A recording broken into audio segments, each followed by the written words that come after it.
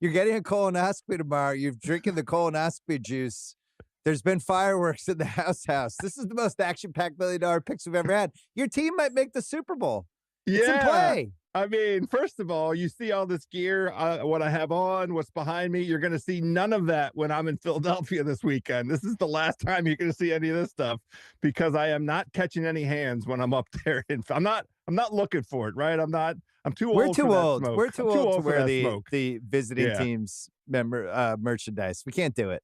Definitely you not. Got to go. Philly. You support the team. There we go. Silently and hope you don't get punched. Also, if you do get in a fight in the stands, though, make sure it's to somebody who's below you. This is the Russillo technique. Great. The guy in the higher ground always wins in the football things. Anyway, don't punch House. He's a great guy.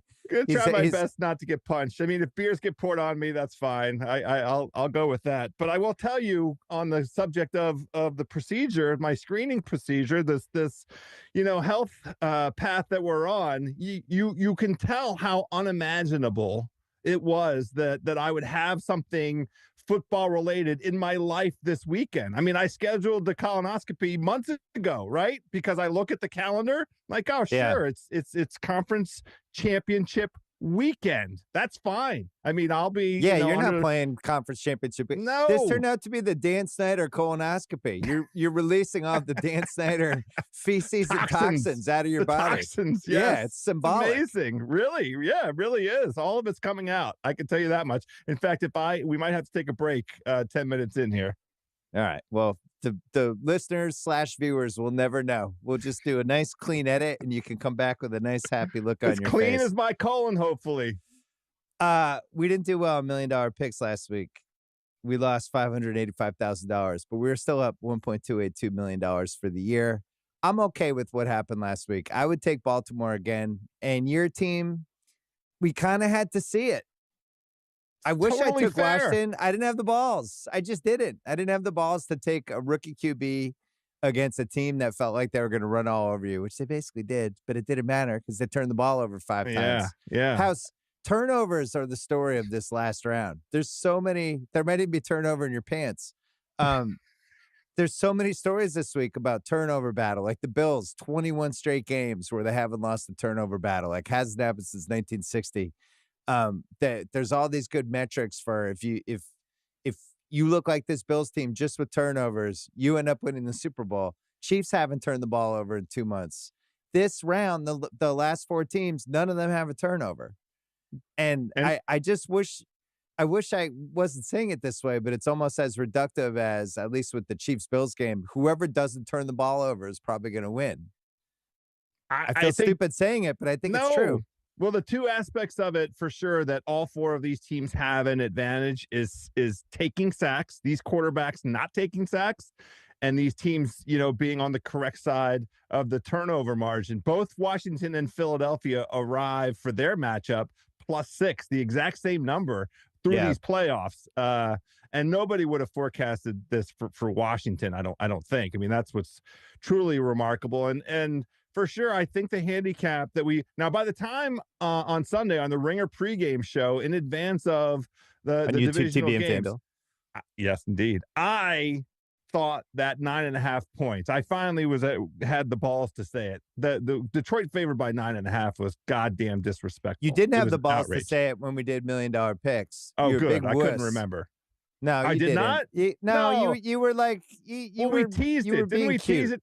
Yeah, you're being cute. You're being cute about it. I think you deep down knew your team had a real chance. I'm a little annoyed. 5. I know. A little annoyed. 5. There well, he is. let's go backwards because you haven't been on the pod since Washington wins this game. Top 5 sports moment of your life? Absolutely. Yes. Unquestionably? I would say unquestionably because of how far we've come, how unexpected it was. I mean, I feel now like it's a bad analogy coming on here every single week and saying to you that if we wrote this script out, if you wrote real life as it's occurring and said this is a script about a football team, every production house would turn it down, say this is trash. And like a sports movie, they dumped their terrible owner who hated the fans, who almost like ruined football in an entire city that loved football, and then the new guy comes in, new coach, new GM, new QB, and they just go on a winning streak. Well, not just new QB, possibly the greatest rookie in the history of the football game. I mean, there was a few of those stories this week. I mean, we were there for Marino. Marino was pretty great. Now, granted, great. we only got to see him a couple times, but yeah, with the Daniels adding the playoff wins to it, pretty nuts. There's a lot to cover with this game. The Washington piece, I can't shake. There's some 2001 Pats parallels. Oh, and watching your excitement with this, the Pats, they were like 5-5 after 10 games, and then they didn't lose again.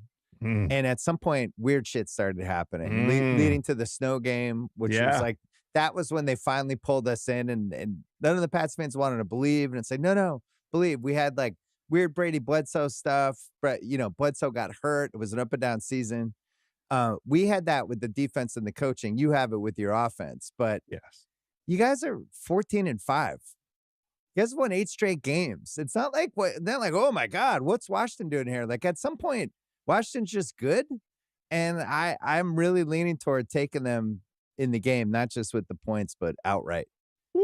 I really think they can win. And we'll get into the Philly stuff in a second, but let's just get that out of the way. I don't think this is fluky. I think that Daniels has been that good. The coaching has been that good. The guys over and over again, you've had like these semi-miraculous wins, these comeback wins, these fourth quarter wins, and there's a mojo that develops that I think defies imagination. I picked against Washington the last 2 rounds. Understandable. I'm tired of doing it. Like at some point, you got to accept what's going on, and something is going on.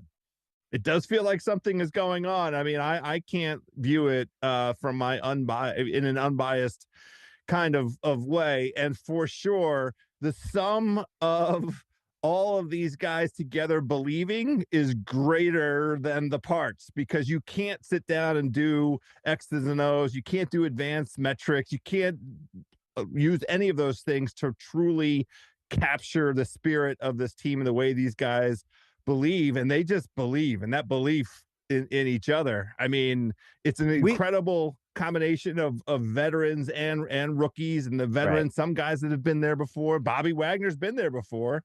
So for a defense that by all metrics, it's the worst unit on the football field come Sunday, but somehow or another, we keep getting W's. They just keep getting W's, Bill Simmons. Yeah, it's like the 30th defense DVOA against the run. Your defense is basically what the 0-1 Pats offense was. Every week we're like, how are we going to score points? Like we have Jermaine Wiggins as a tight end. Our only good offensive player is Troy Brown. We have a rookie QB who they're terrified to have him really do anything. And each week we would just patch together points. And the same thing's happening with your defense, where it's like, how is this defense going to stop anybody? And you're just getting turnovers. But the thing is, it was like Detroit. Yeah, they had 5 turnovers. There were some bad plays.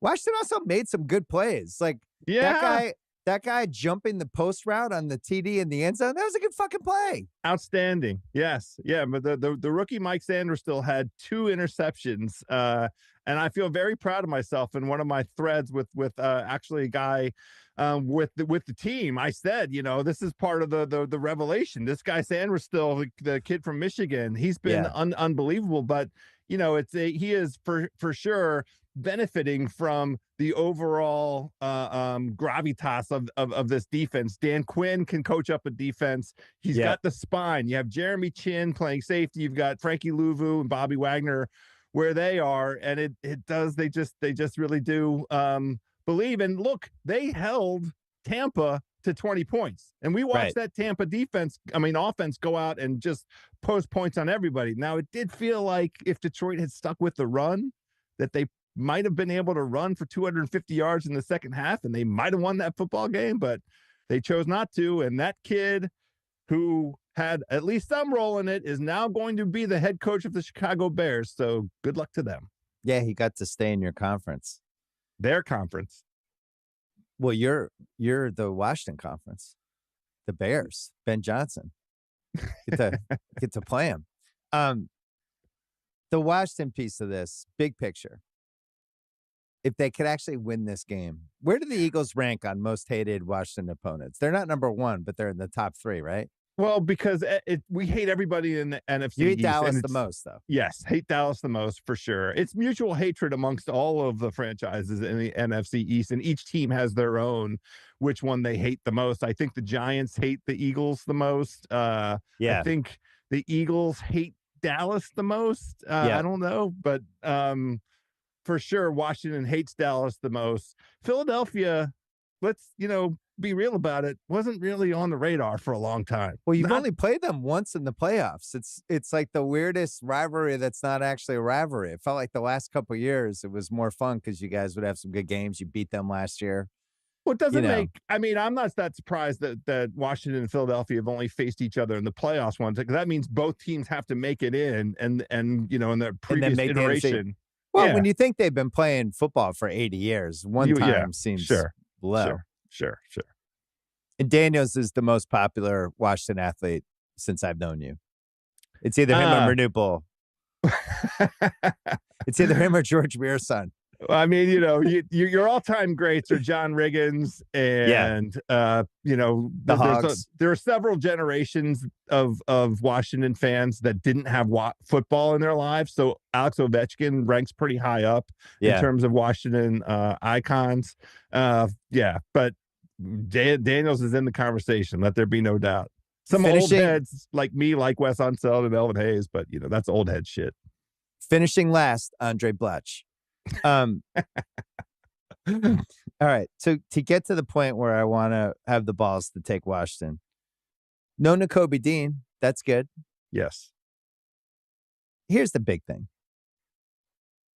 Do your thing about how you think Hurts is hurt. Because this is the number one reason to take Washington is there is something wrong with Jalen Hurts. The stats back it up, the eye test back it up, and his knee got bent backwards during the game, and they've been tight-lipped about it. I don't think they tell us if he was hurt, but do your thing.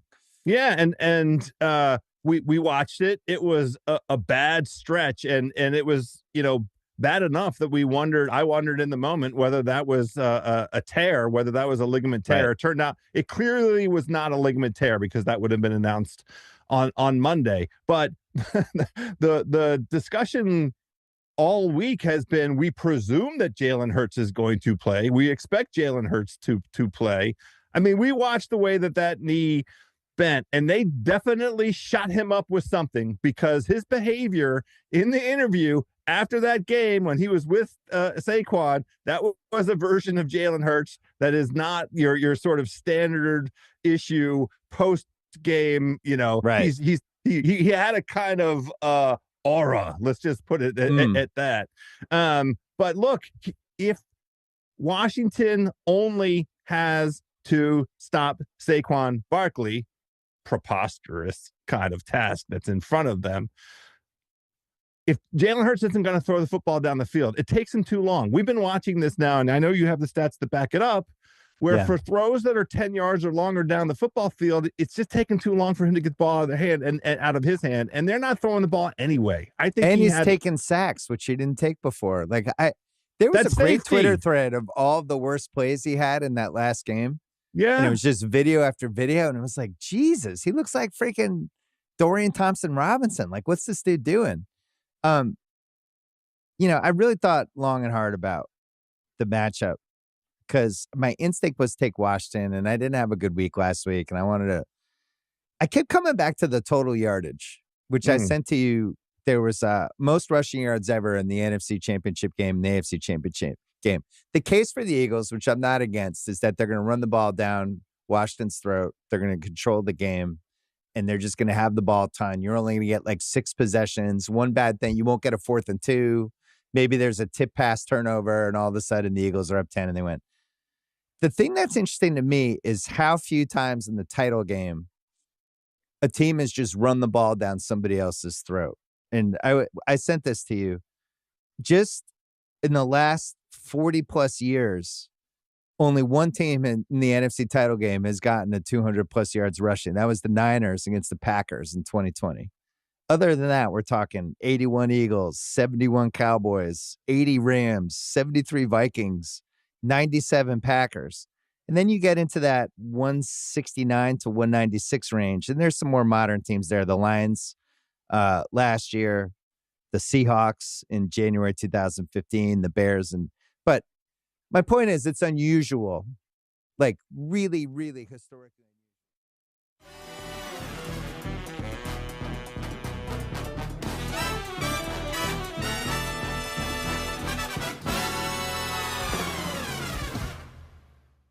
Let's roll, baby. Welcome into the Ringer Sunday pregame, getting you set for Championship Sunday across the board, of course, on FanDuel TV and, of course, on YouTube. Let's welcome in the wise guys who are ready to go on this fine Sunday morning. We have Cousin Sal in Los Angeles. We have Raheem Palmer in Las Vegas. And as you can tell, Joe House rocking his Jaden Daniels #5 commies jersey.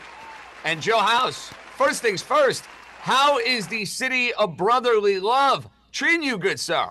I got to tell you, JJ, they've been very kind. 18 hours, very pleasant experience thus far in Philadelphia. Got downtown last night, had a great bite to eat. Everybody in a great mood, but I'm about to walk into the belly of the beast. I'm going straight from here to the parking lot, going to walk around a couple tailgates. I mean, a man's got to eat. And then we're into the link. So I expect there'll be a little bit of a change in temperament and behavior, but I'm here for it, baby. I am here for it. We may need to get House a hazmat suit if he's going to walk around the Philadelphia Lincoln Financial Field parking lot in that Jaden Daniels jersey. But Raheem, notice your Philly studio got a little remodeling here with our buddy in town. You have any advice for Joe House as he walks around Philadelphia and hangs out in the studio? What can we share? Forget the hazmat suit. You need some Teflon because the hazmat is not going to do it. But the best advice I have for you is to go to Ishkabibbles and get yourself a cheesesteak. Don't go to Pat's and Geno's. That's not where we go. We go to Ishkabibbles or we go to the hood and we get a real authentic cheesesteak where you can customize it and you can get more than just whiz or without whiz. Yeah, whiz to me, incredibly overrated. So many different ways to get involved with the cheesesteak. Why am I going to use the processed can to go and enhance my food perspective? Salt, pepper, and ketchup. That's what it is. See, I'm out on that too, Raheem. Listen, with all due respect, I don't even put it on the bacon and egg. I don't need the ketchup. But anyway, you eat what you eat. Sal, I'm sad. I'm going to tell you why I'm sad. I'm driving over the Brooklyn Bridge today. I'm getting ready for the show, and reality hit home to me. It is the last real football Sunday of the year. I know Super Sunday is in 2 weeks. It's one game. It's at 6 o'clock Eastern. This is the last real Sunday where you have multiple games to discuss, to break down the handicap.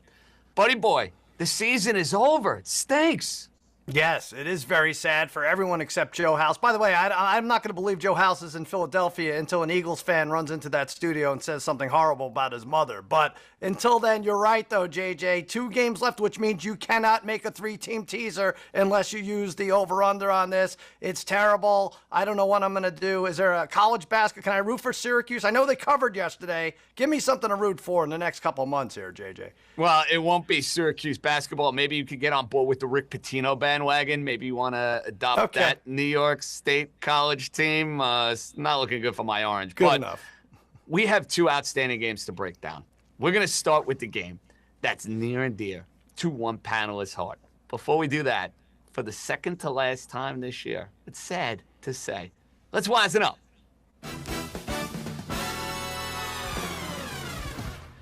And I thought about how I was going to shake out the order. I said, do I lead off with Joe House? Do I let Joe House go last? House, you're in Philly. You're ready for the big game. I'm not going to keep you waiting, buddy boy. You start us off. The Commanders getting 6 and change against Saquon and the Eagles. Yeah, boys. Surprise, surprise. I'm going with Washington plus the points. What? No rookie quarterback has ever won this game. Only one is covered. It's the Eagles' 5th straight home game and Washington's 4th straight road game. The Eagles' defense is the best defense that Washington has seen in a month. Saquon has nearly 300 yards and 4 rushing touchdowns against the Commanders' defense. But, gentlemen, how can you trust this Philadelphia team? Do you trust their bum kicker who treats extra points as optional? Do you trust the linebacking core without Nakobe Dean to protect the middle of the field? Do you trust the quarterback who's been holding the ball too long all season and took a safety because of it just last week? Fellas, a month ago, Jaden Daniels became the first quarterback in NFL history to throw for 5 touchdowns and rush for 65 or more yards in a game against this top defense in the NFC. First quarterback in NFL history. I hate the injuries to Sam Cosmi and Daron Payne, offensive line, defensive line. Those are blows for Washington. But the Eagles have the big question mark at the most important position on the football field, and that's quarterback. I watched Jalen Hurts' knee turn in directions that are not don't seem possible. The market thinks Jalen Hurts is going to be 100%, but I'm not there. And if Philly's offense has to minimize their RPOs and their design runs for Hurts, that's a big blow to the game script. They've been controlling the clock. They've been playing from out front all season long. I'll take my chances with the points. If Jalen Hurts is going to be a pocket passer in this game, I got 5 on my side, and we're going to ride all the way to the Super Bowl, baby. I love the about face from our guy, Joe House, who earlier this year was glass half empty, wasn't exactly sharing the positive outlook ATS with his beloved Washington team. He has come full circle here over the last few weeks. He took him last week against the Lions, and he has taken him plus the 6.5 against Philly. Sal, you are playing this NFC title game a little differently. You know, JJ, I thought about this, and I said, wouldn't it be great if we all backed our friend Joe House and his team for this journey that's, 33 years in the making, and we all won money in the process? And then I thought further, and I said, no, it's more important to be right than to get on Joe House's good side. I'm confident in our friendship, mine and Joe House's, so I'm going to take the Eagles, minus 6.5. I'm laying the points. Daron Payne. Joe House breezed by it, but it's a huge, huge deal here. As far as run stuffing goes, they go down about 12% when he's not in there. And now you're going against the Eagles. This is not the team to be missing Daron Payne against. Saquon Barkley, 200-plus yard game last week, 2,000-plus yard season. All they do is run. And by the way, House did point out the Commanders winning the last 2 games, they own time of possession. 34-26 last week, 36-24 the week before against Tampa Bay. Not going to happen against the Eagles if you can't stuff the run. You already mentioned 1 and 4 rookie quarterbacks in this championship game against a spread at 0-5 overall. Philly's defense dumped Stafford 7 times. Jalen Carter's a wrecking crew. It's going to be another boring win for the Eagles on the ground. I think they open it up late. I'm sorry, House. The good news for House is I'm 0-2 picking against the Commanders. So I could make it a clean sweep, but I'm going 26-17 Philadelphia. I like that we have a little mono action right out of the gate. House taking the points, Sal laying the points. Raheem, you're taking a side in the game, but you're getting even a little bit more frisky than our buddy House. Yeah, I'm taking the Commanders' money line, and I think this team is a team of destiny. Look, all the models and everything about this matchup says take the Eagles. My model makes this game Eagles minus 6.5. This line opened at 4. It got bet up. So I think all the value on the Eagles is actually gone at this point. I know Daron Payne is out. I know Sam Kelsey on the offensive line, he tore his ACL. But when you watch this Eagles team, there's something suspect about this team. They've gotten outgained in each of their 2 postseason games. And if you go watch that game against the Green Bay Packers, Packers fumbled on the first opening possession, and they were behind the 8 ball all day. They got outgained 302 to 290, but they only won that game because they won the turnover battle 4-0. If you go back to that Rams game, the Rams were about to take the lead after the safety. It was 16-50. Kyron Williams fumbles the ball as they're about to go into Eagles territory to take that lead. And that House hinted on it. There is something suspect about Jalen Hurts right now. He's not healthy, and if you can't trust the quarterback, that's a big problem. And if you go back to those Commanders-Eagles games from this year, I know Jalen Hurts, he suffered a concussion in the second one, but let's go look at the first one. Jayden Daniels has been here before. They were driving to take the lead in the fourth quarter, and it was 4th and 2. Instead of kicking the field goal, which would have put them ahead, with 8 minutes to go, they opted to go for it on 4th and 2 and didn't get it. Eagles took control from there. But Jayden Daniels has been here before, and I believe this time, if there's a crucial 4th and 2, you're talking about a team that's converted 87% of their 4th downs, Jayden Daniels is going to get it done. It's a high-variance game, so I'm going to forget about the points. I'm taking the money line. Raheem, I respect you, my friend, for taking a shot. I see the bottom of our screen is siding with the Commanders of Washington. Well, the top of the screen is going to be siding with the Philadelphia Eagles. I'm with you, Sal. I'm laying the 6 and the hook with this Philadelphia team that, for me, pound for pound, is just much better than Washington. I understand the narrative, Raheem, and I get it. Jayden Daniels is playing a lot better than Jalen Hurts. Are the Philadelphia Eagles going to turn the football over 4 times like the Detroit Lions did last week? I, for one, don't see it.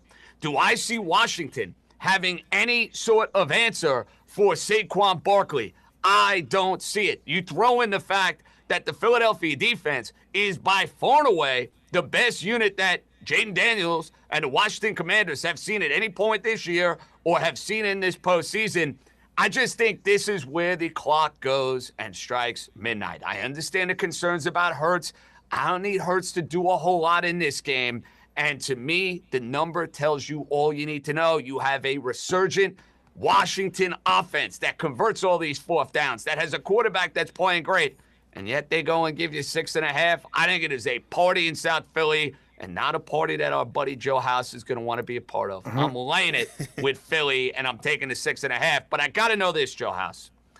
Why the 6.5 and not Washington outright? Because the way I see this game, if it's close, and if I'm sweating a number late, I think your Washington team is going to win the game. I really do. Well, because in the first place, I like money. So I'll just grab the points. But, in the second place, this is not a 50-50 game in my humble estimation. I'm very enthusiastic about this Washington team. I mean, yes, this is the best defense, but Washington did put up 36 points on this defense a month ago, so I'm fine with it. But look, there is a way for everybody to be happy, and that way would be money in my pocket and maybe not the best outcome in terms of the game. I feel like this line, again, reflects an idea that Jalen Hurts is healthy, and I just don't think that's the case. So let me just luxuriate in all of the extra points here.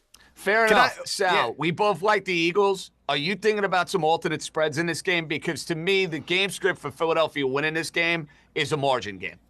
Yeah, I'm thinking of Ishka Bibbles right now because I can't get anything out of my head now. The name and the and the cheesesteak and everything else. I like all these, right? Like growing up, these championship games were 26-10 and 30-10. The Bears would lay the smackdown, and Washington would do it back in the day in the 90s and Dallas. So, yeah, alternate spreads this time of year are great. I want to point out that how about with Raheem? He left Philadelphia 10 days ago, put the middle finger up, and continues to keep that middle finger straight up, going against. He's not coming back to Philly anytime soon, that's for sure.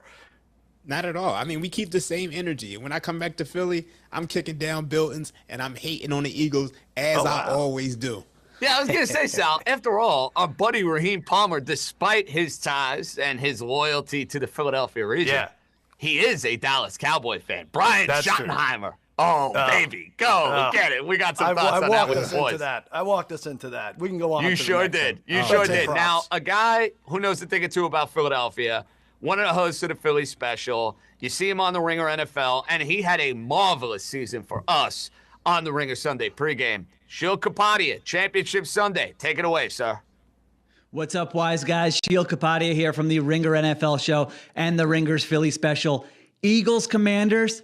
I'm taking the points. I'm taking Commanders plus 6.5. Comes down to two things for me. One, I don't know what I'm getting from this Eagles passing game. It's been ugly in the playoffs. It was ugly at times in the regular season. And now you got Jalen Hurts dealing with the knee injury. I don't like the uncertainty there. And then on the other side of the ball, I just have developed a new playoff rule. I'm not going against Jaden Daniels as an underdog. He's been too good. He's been too prolific in these playoffs. So for those reasons, I got the Commanders plus 6.5. I got the Eagles winning a close game. I think ultimately their talent wins out. Someone's going to make a play. Saquon Barkley, A.J. Brown, Devontae Smith, Jalen Carter on the defensive side. So ultimately, Eagles' talent gives them a win here, but I think we're getting a nail biter. I think we're getting a close game. Commanders plus 6.5 is the pick. Wow, Sheil siding with our buddy Joe House, taking the points. Another Philly guy taking sides against the family. I'm a little worried, JJ. Real quick, do one of us get relegated? Is Sheil the odds-on favorite to replace us? I mean, what was he, 5-0 plus this Washington pick? He's got enough units going on. I don't know about that, so okay. I don't know. There's no relegation. I'm going to be a hater and say it's a small sample size. That's true. Yes, that's right. We have to be haters. I like that. Very small sample size. Okay, we transition from our wisest wagers to player props. Joe House, I like where you're going. You're going with reliable, and this was reliable to you and I a week ago. You are riding the trend again. What's the player prop? Yeah, I'm looking at Austin Eckler over 25.5 receiving yards. He's back. He's back in top form. He's back at full speed, and he is the crucial safety valve for Jaden Daniels, especially on the road. Incredible numbers for Austin Eckler on the road with Jaden Daniels over the course of his rookie season. With Sam Cosmi out, the incredible right guard, and the difficulty I think Washington will have in establishing the run, I see a quick release sort of attack geared towards the Philly linebackers. That's the Nakobe Dean spot. Nakobe Dean isn't there, so there's a screen game for Austin Eckler. He catches the ball. It's a quick release kind of game. He's over this number in 6 of 8 road games and has at least 20 in the other 2. He averages 4 catches for 42 yards on the road. He's over this in 5 out of the last 6 on the road as well. Over 25.5 for Austin Eckler. Love it. I think you're getting good value with a guy who's reliable, sure-handed, and has a little extra gas in the tank due to that midseason injury. And if you're dealing with that ferocious pass rush, the idea of dumping it off to your running back, over 25.5, nice little leg perhaps for an SGP. I like it, Joe House. Okay, Raheem Palmer, your turn. You're looking at the Eagle tight end who's had a knack for showing up in these playoff games. Yeah, I'm going to play the greatest hits. We're going with Dallas Goedert, over 40.5 receiving yards. This got bet up from 37.5 to 40.5 for great reason. He's looked great since returning to injury in Week 18. He's had 47-plus receiving yards in each of his last 3 games. You look over the last 3 weeks, you're talking 12 receptions, 16 targets, 158 yards, and he is the security blanket for Jalen Hurts. If you look at the fact that Saquon Barkley, he's dominated this Commanders team on the ground. So they're going to have to sell out to stop the run, and he's going to be the security blanket. Let's go over Dallas Goedert, over 40.5 receiving yards. If you want to get frisky, you could play some escalators too, but that's what I like. All right, we're 2 for 2 on these as far as my endorsements are concerned. You want my endorsements? They're usually good endorsements. Sal, let's see if I make it 3 for 3. I don't think you're going to like this one because my reasoning doesn't jive with Raheem's, although I do like Goddard later on in the show, or probably what you're going to say coming up. But A.J. Brown under 67.5 receiving yards. This number has jumped all over the place in my favor this morning. It's going to be a theme, like I said, for me. Low passing yards from this quarterback. When the Eagles play to win, Jalen Hurts has about 18 or 19 completions, and he has about 130, 140, 150 yards. A.J. Brown, their best possession receiver, also their best sideline reader for sure. But last 6 of those last 7 games at home, he's gone under the 67.5 number, and even more so since Hurts became a 1970s pocket passer. Like I said, if Hurts is good for 140, there's too many mouths to feed. Goddard, Devontae Smith, Barkley out of the backfield, and A.J. Brown, 67.5, too many. He's not getting there. Take his yardage under. Sal, that's 3 for 3 as far as I'm concerned, because okay. I'll tell you why. Because Lattimore is going to match up with A.J. Brown. A.J. Brown has not been able to hold on to the football, and I'm not going anywhere near over props for him. I think you can play Goddard, to Raheem's point. I'm going to give you another Eagle guy that I like a lot more in this game than A.J. Brown, and that's Devontae Smith. Because to me, Washington is going to devote their attention to Saquon Barkley, and then they're going to think about A.J. Brown and matching up with A.J. Brown. That allows for Devontae Smith to go and hit a home run. And I think this number at 50-plus yards, at basically even money, is a slam dunk. Because all it takes is Devontae Smith to get a couple nickel-dimers, boom, he hits you for a 25 or 30-yard bomb, and you end up hitting the over on this total. I think it's a little lower than it should be because of what you mentioned when it comes to Jalen Hurts not lighting up the passing game. The good news with these Philadelphia guys, it's not like there's a lot of versatility in the passing attack. That's not what you're going to see with Buffalo, where Josh Allen's throwing to 7 or 8 different guys. Jalen Hurts is going to trust the guys he can trust. I think Washington does a good job on A.J. Brown. You're going to win that one, Sal. And I think Devontae Smith at over 50-plus yards is a winner at minus 102. Now, we go from our player props to FanDuel has these weekly specials that they do throughout the year, and they do them throughout the postseason, and the Triple Crown. Now, Sal, when I think Triple Crown, I think horse racing, not obviously my motif, not obviously my expertise. It's football time, though, so we don't need to go and pick a winner at Churchill Downs. Got to give me a winner on Sunday. What are we looking at here? All right, so this is passing yards, rushing yards, receiving yards, and this is for this game we're talking about, obviously, Washington and Philly. And I think two of those legs are spoken for. I really do, and I'll have much more to say about this later. Jane Daniels is going to, under almost any game script, is going to have more passing yards than Jalen Hurts, right? Saquon Barkley is going to have more rushing yards than anybody else. Just look at what he's done. He's tore up the field, which leaves you just a third leg. I think you could do this with those two. Do it with put it with Xavier Worthy. You could put it with this is for all of Championship Sunday, right? So you could put it with Worthy. You could put it with Devontae Smith or Goddard, as you said. God forbid AJ Brown. I really think those two are good. Take them from the early game and then just add somebody along the way. You play it about 4 or 5 different ways and come up with big money. All right, you got some creativity there. Raheem, is there anything that stands out from a game special perspective? Yes, highest scoring team on Championship Sunday, Commanders plus 550. You want to take a wild guess on who has scored the most points in the 2024 playoffs? Yes, it's the Commanders. They have 68 points, and they're averaging 34 points a game. Next to them is the Bills with 29, the Ravens at 26.5, the Eagles with 25, and the Rams with 24.5. I think at plus 550, this is worth a shot. Juicy. Very, very juicy. And it kind of correlates to you having Washington winning the game and scoring a ton of points in the process. House, anything stand out? Yeah, I'm on a triple crown, but it all relates to the later game, the Kansas City-Buffalo game, because I think that Washington and Philadelphia is going to be an under in terms of the total, and I think there aren't going to be a ton of possessions or explosive plays out of anybody other than maybe Saquon. So I'm looking at one that's Patrick Mahomes, Travis Kelce, and James Cook, and this was plus 100. It was 100 to 1, plus 10,000. It was 100 to 1 3 hours ago. It's 75 to 1 right now. So it makes me feel good that when I pulled this thing out, the idea is that Patrick Mahomes going up against that secondary for the Bills that unfortunately has injuries. Taylor Rapp and Christian Benford both dinged up. Rapp's out, and Benford's a game time decision. And I'm putting it with James Cook, and that's the reason that this is at such great odds.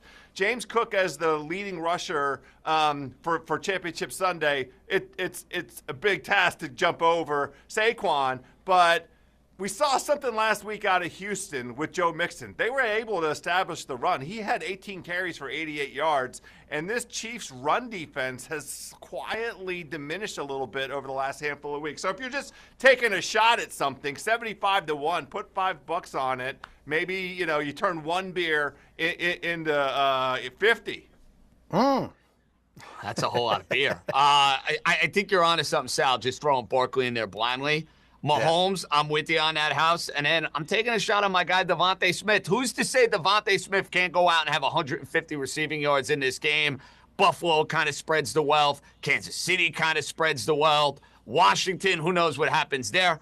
35 to 1, Mahomes, Devontae Smith, Saquon Barkley. Sal, that's how I'm playing this Triple Crown. I'm taking a shot. I'm kind of correlating the guys that I like in each game and trying to maybe find a little pay dirt here. Yeah, it's nice if you could have two of the first legs pretty much solidified going into that late game, but that's why I kind of like the roulette system here. Hit a few of these. God, there's only 3 games left. It's so sad.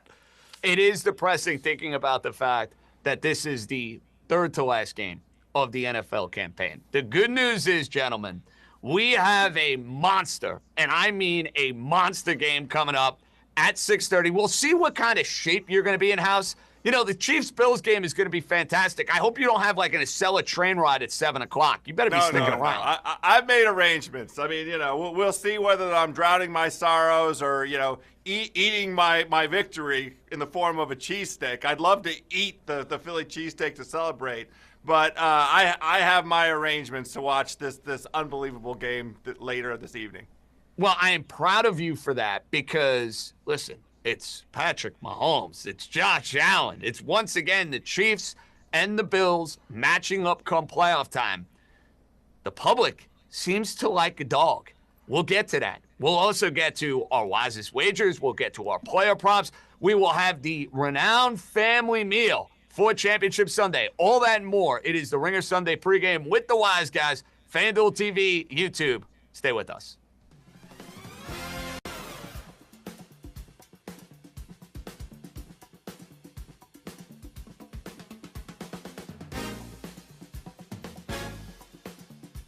The situation Daniels was in versus what Drake May was in, where he's like F- offensive line, no receivers, the worst coaches possible, and he's just running for his life for 4 quarters. And then Daniels, who had kind of an overqualified offensive coordinator, a good head coach, a lot of veterans around him, a team that trusted him. He had 5 years in college, and all that led to like something really good. But then he got hurt, 5 weeks, 6 weeks in, he took a hit. Didn't seem like he was the same for fighting. That's like, well, this is why we were a little nervous. Could his body hold up? Now I'm thinking about picking them to beat the Eagles. And he looks that good compared to what we're watching. And I want to talk to you about what's going on with Hurts too. But it does feel realistic that he could just win 3 straight playoff games in a row. And I don't like for a rookie quarterback to do that. Is that inconceivable to you? Like what he's doing now, Bill, it's so far beyond what you can, that you're allowed to expect from a rookie quarterback. Like I went back and looked, right? Like no rookie quarterback has ever led his team to a Super Bowl, right? Right. There have been 5 others who have led their team to a conference championship. And I want to rip off these names for you. Sean King. Yeah. Ben Roethlisberger, and I want you to think back like when they actually were rookies. Like, it was game manager Ben Roethlisberger. Correct. Joe Flacco, same deal. Mark Sanchez, Brock Purdy. Now I want you to think about what we just saw last week. And then there's a whole other list of guys in their second year. 6 of them since 2000 have in their second year as quarterbacks have led their teams to a Super Bowl. Brady, Roethlisberger, Kaepernick, Russell Wilson, Joe Burrow, and Purdy. I would say of that group, Burrow probably carried more of the offensive load on his shoulders than any of those other guys.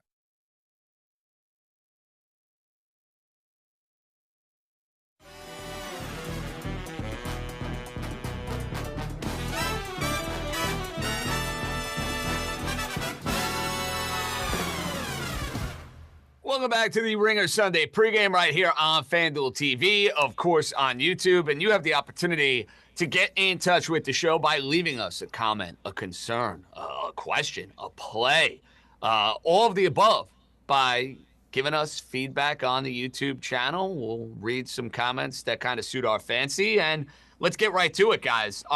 Let's begin with Adam, who asks why you shouldn't buy a point and just pick Washington by 7.5. Raheem, I don't know about you.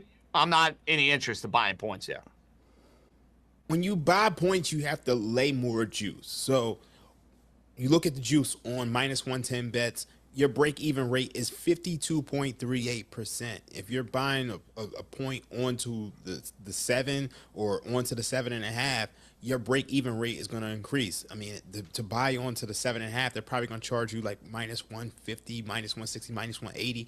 That's just too much juice on the long term. So if you look at the end of the year, your profitability it's just going to take a hit there. So no, I'm not into buying points. And my issue with buying points specifically in this game, House, with the amount that your team goes for it, you throw in 2-point conversions, you throw in Elliott missing extra points like he did last week against the Rams.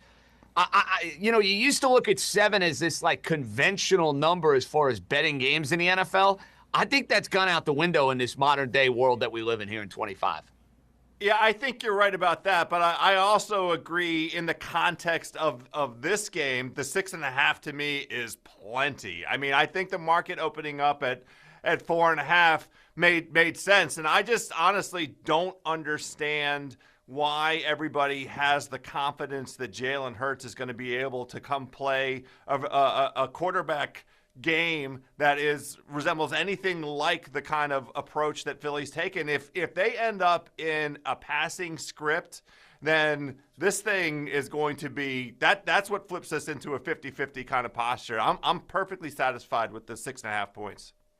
All right, guys, this one comes from Grant, who is mad at me for not telling him last week, Sal, on Saquon to go and score 2 touchdowns in the game. I know it's asking a lot. Normally betting on anyone to score 2 touchdowns sounds outrageous. If there's anybody you should do it with, though, I think you got to start with Mr. Barkley.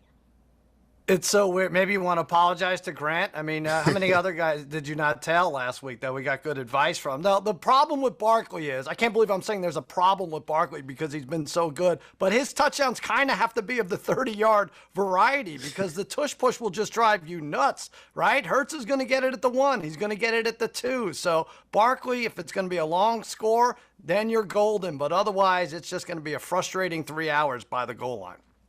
Now, Joe House, these are just for you. They're from buddies of mine that went to college with me. One of them is a coworker of mine at SNY here in New York.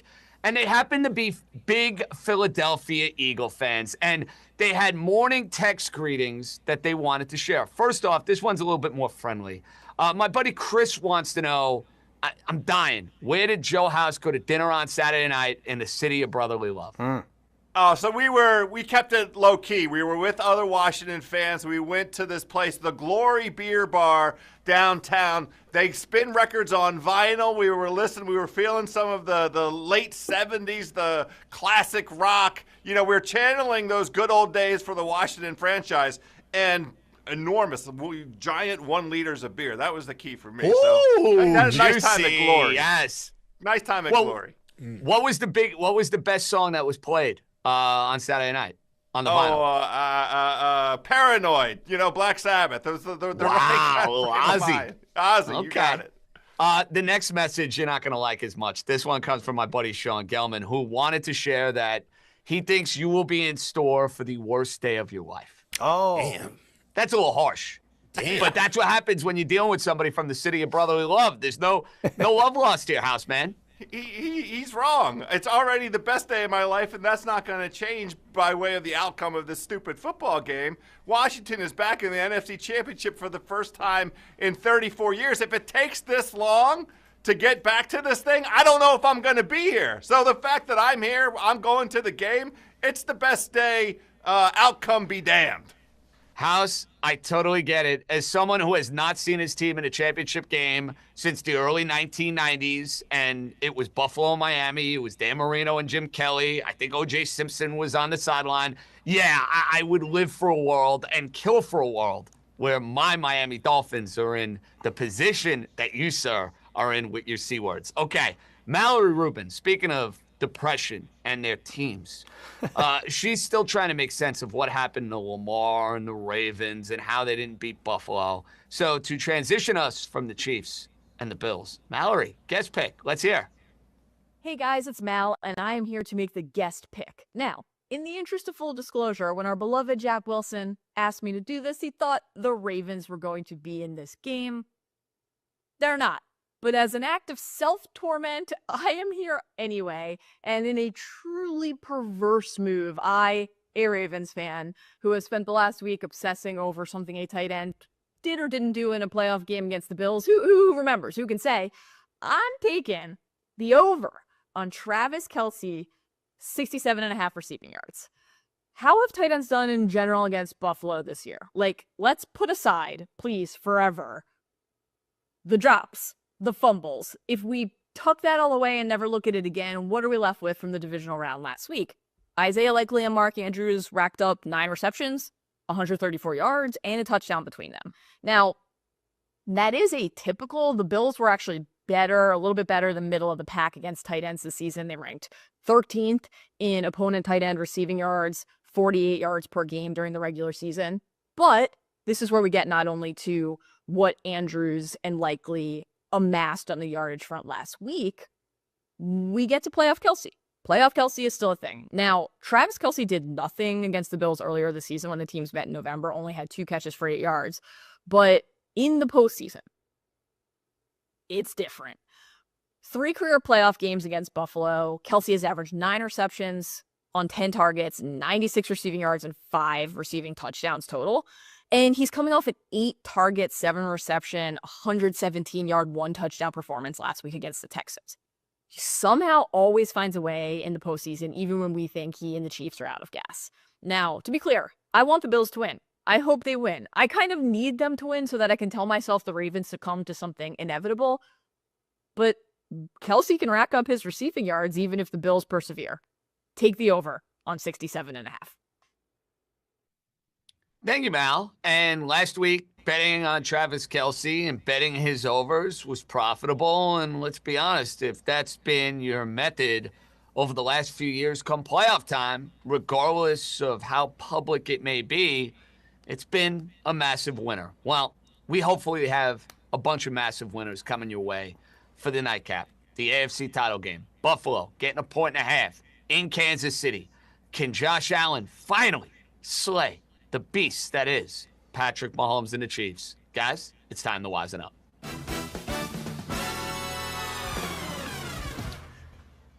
It's go time.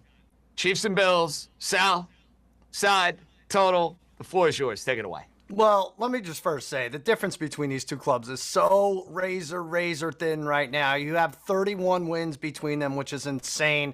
And this is not a game to yell and scream about how right you're going to be, because it's probably going to come down to the last possession. Let's face it, the final 6 minutes at least. I picked the Bills to win the Super Bowl back in August, and I probably shouldn't do this, but I'm going against it here. I'm going with the Chiefs -1.5. My primary reason, they never F up.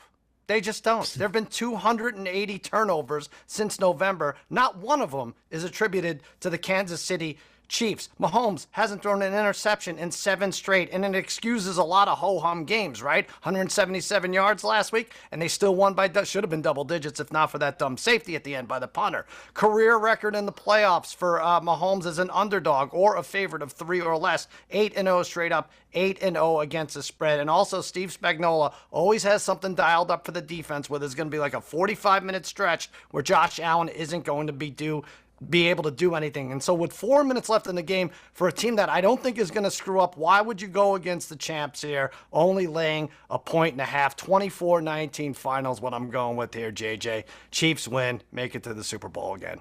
Sal, rolling with the Chiefs, going against this Super Bowl bet. I sense what he's doing there. He's trying to get a little bit of a split the baby, hedge, whatever you want to call it. Can't lose either way. I like the sound of that, Sal. Raheem, you're smelling some points with maybe the 2 best quarterbacks in the sport.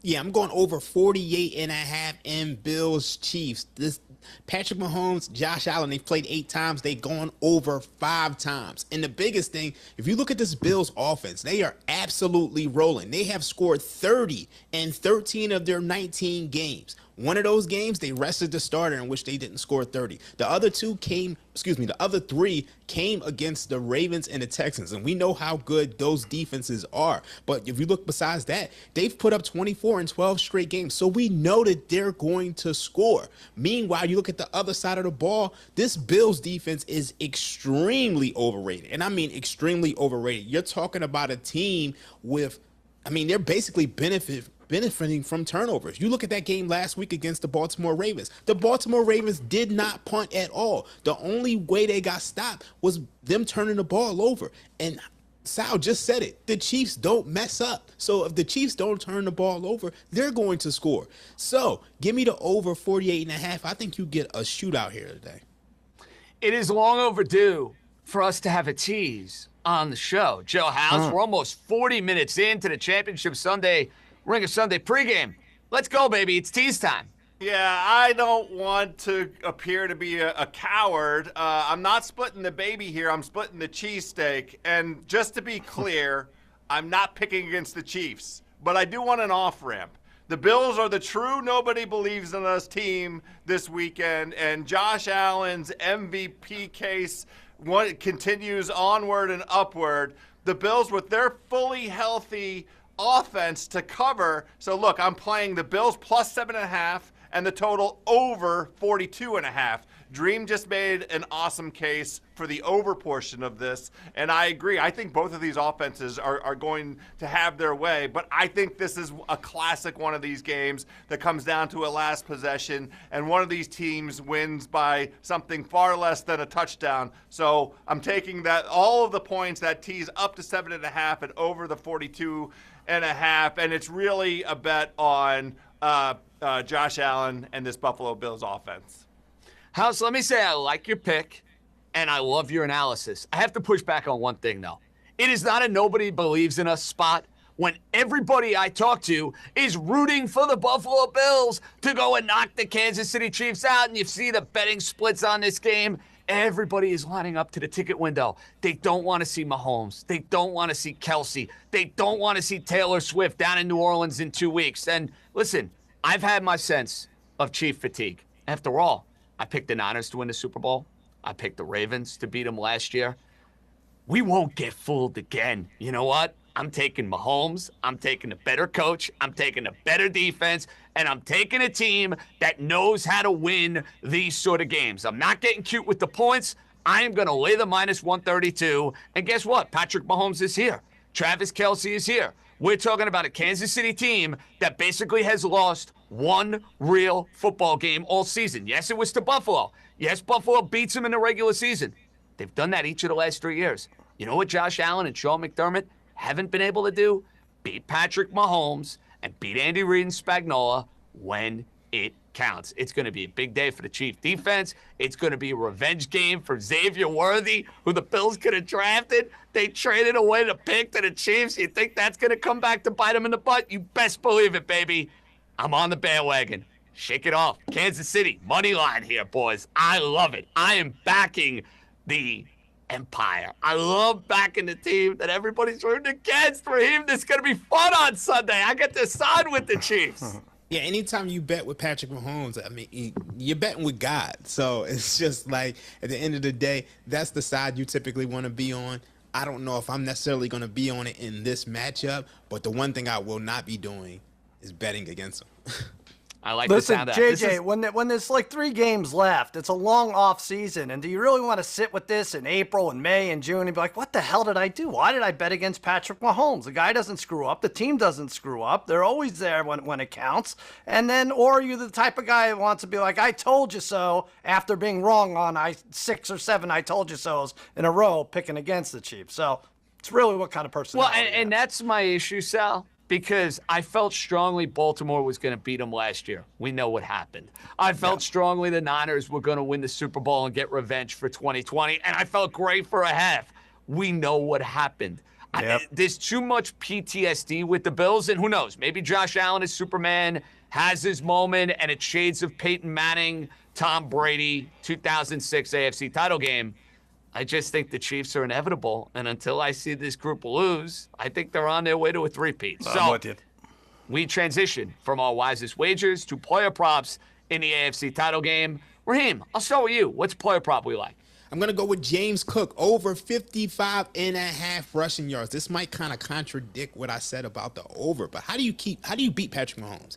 You keep him off the field with the run game. You look at the Chiefs. They are just 13th in rushing success rate. And if you look at their run defense, they've allowed the 6th highest rate of explosive runs the last 6 weeks. Look at what Joe Mixon did last week. I mean, he had 18 carries, 88 yards, which was the most yards that he's had since week 13. So if Joe Mixon can do that, I know that James Cook, in conjunction with Josh Allen, you got to stop Josh Allen. It makes it difficult to stop James Cook. So let's go over 55.5 rushing yards. James Cook played well against Kansas City in that matchup in November. Raheem Rodden, 55.5 yards. No issues there. Joe House, what are we looking at? I'm going right back to the well. Patrick Mahomes, over 4.5 rushing attempts. Minus 132 on the FanDuel Sportsbook. Got to lay a little juice there. But look, he hit this with ease last week. He had 7 carries, 3 of which came on quarterback kneels. Now, I'm not 100% forecasting quarterback kneels in this game, but he's forced to run when there's a little bit of pressure, and you see him running, and he gives that pump fake, and then he's out, past the line of scrimmage, collecting those rush attempts. Last week it was Will Anderson and Danielle Hunter pushing him out. This week we've got Rousseau and Von Miller. This is Patrick Mahomes' time to shine. He is perfectly capable of controlling the flow of their ball control offense with his own legs. He loves to do it. Look for him. He gets it, that little pump fake. He's going downfield, over 4.5 rush attempts for Patrick Mahomes. I know it's tricky, fellas, to get involved with any of the Buffalo receivers because of the way Josh Allen spreads the football around. However, if you look at these playoff games, there has been one particular constant over the last 4 to 5 years. In the playoffs, Josh Allen throws the ball to Dawson Knox a little bit more than he does in the regular season. He's at 2+ receptions at only -120. Sign me up right now. You don't need a ton of yardage. It's not about touchdowns. 2 catches. That's it. Give me the -120 for Dawson Knox, who, yes, shows up in these playoff games. It can be a 1-yard scamper. It could be a 10-yard scamper. -122. Dawson Knox, at least 2+ catches in the AFC title game. Sal, I'm going with the less popular tight end. I think it's smart. You're looking at Mr. Kelsey. I think it's smart. I think you have to hit some of these fringe players who the market hasn't now priced, priced these guys out of the game. You look at the quarterback running situation. Those numbers are all jacked up. I think House is smart to take rush attempts versus rush yards. Kelsey and Barkley are probably the 2 most bet on individuals in terms of props on Sunday. God bless Mallory for the Kelsey number over for the receiving yards, but I'm going to go a different way about it because, like I said, they jack these numbers up. Kelsey, I'm going over 20.5, longest reception, -125. I'm not telling you anything you don't know about Kelsey, regular season versus playoffs. Same person, but different. It's basically the Caitlyn Jenner effect. Stop, that's not so bad. In the playoffs, he had a long of 49 last week. 4 playoff games last year, all over 20. Super Bowl versus Eagles, over 20 longest reception. That's 6 playoff games in a row with a long catch. The guy gets open and then ever so slowly rumbles for another 10 yards. I actually think Taylor has a better 40-yard time at this point, but it doesn't matter. Travis Kelsey, longest grab, 20.5. We're going over, and we're hitting that. Sal, I know we're in the spirit of prop bets in 2 weeks in the Super Bowl where we get all sorts of crazy. If you bet on FanDuel that Caitlyn Jenner would get mentioned in the hour show that we decided to do, what would the odds of that have been? Plus 10,000? Yeah, probably somewhere around that. We don't mention Caitlyn nearly enough. I think Caitlyn should get 3 or 4 call-outs per hour. Look at you trying to maybe influence odds, and maybe somebody will work that into our Super Bowl show in New Orleans in 2 weeks. Anyway, we go from our player props for the AFC title game to someone who wants to get in on the fun. Danny Kelly from the fantasy show. It's going to be the draft show. They evolve as the season goes along. You got something for us, and I like it because it's involving that Xavier-worthy revenge angle that we were just hitting on. What's up, fellas? Danny Kelly here from the Ringer Fantasy Football Show and the Ringer Draft Show. And my pick for this week is going to be Chiefs rookie receiver Xavier Worthy going over 4.5 receptions. Going back 6 weeks, minus that mean game where the Chiefs sat everybody, Worthy has now gone over 4.5 catches in each of the last 6 games. I think they're going to make him a big part of the game plan this week against the Bills. And basically the nice part about Worthy is, in addition to anything he sees down the field, he is going to get schemed up like 2 to 3 or 4 passes just in the short and intermediate area, whether that's a screen, a little swing pass, a quick slant. They like to get him involved where he can run after the catch, and that's been a big part of their offense. So I'm going with Xavier Worthy, 4.5 catches. I'm taking the over on that. Tell me what you guys think. Wise guys, please advise. I'm with it, Danny Kelly. I'm even okay with the idea of laying the -148. And other Chief receivers a week ago didn't do a whole lot against the Houston Texans. I got news for you. The Buffalo Bills don't have a Derek Stingley in their secondary. I think you get a much better and a much more productive day out of Mr. Worthy. All right, we got more player props coming your way because for the second and last time, the guys are in the kitchen. We're ready to go. Maybe it's cheesesteaks. Maybe it's some KC barbecue. Maybe some buffalo wings. I don't know what the Washington food of choice is. We know Maryland crab cakes. Doesn't exactly count Washington. But anyway, it's time. Championship Sunday, family meal.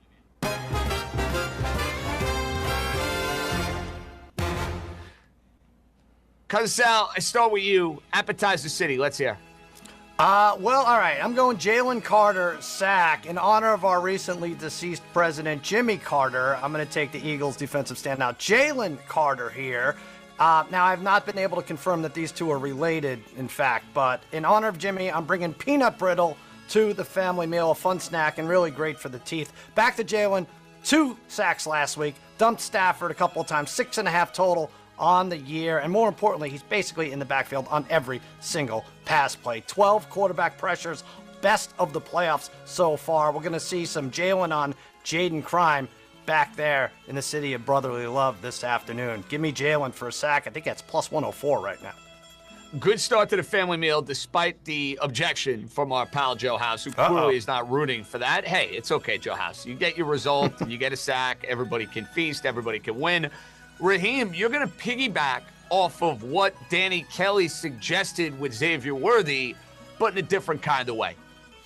Yeah, I'm going to go with Xavier Worthy over 51.5 receiving yards. That's barbecue chicken. I mean, look at this Buffalo Bills defense. They've struggled to contain wide receivers all season long. You're talking about 30th in yards per target to slot receivers. And Xavier Worthy, he can take advantage here. I mean, if you look at since Hollywood Brown has come back, he has the second most receptions at 5. He has the second most receiving yards at 47.5. He has the second most yards run per route.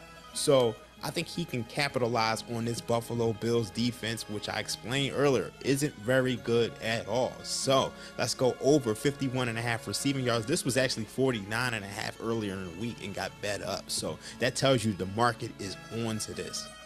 Like the sound of that, Raheem, and I'm going to play a revenge angle of my own, but I'm going to go to the NFC title game.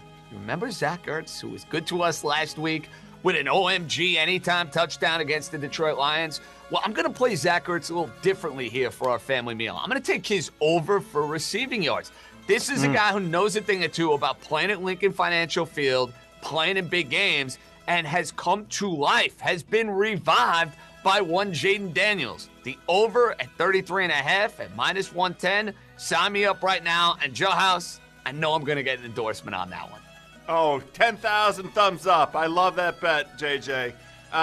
Speaking of 10,000 thumbs up, it is playoff time, fella. I'm not sure if you guys were aware of this. You know what we do in the playoffs?